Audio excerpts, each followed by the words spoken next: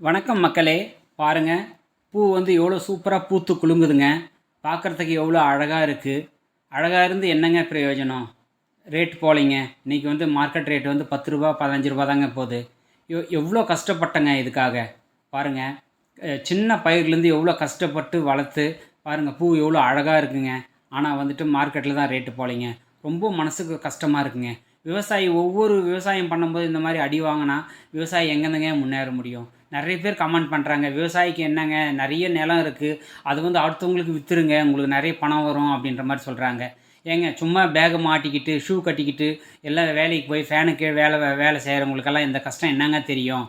ஒரு முறை வந்துட்டு விவசாயம் பண்ணி பாருங்கள், விவசாயியோடு இருந்து பாருங்கள், அந்த கஷ்டம் தெரியும். சரிங்களா?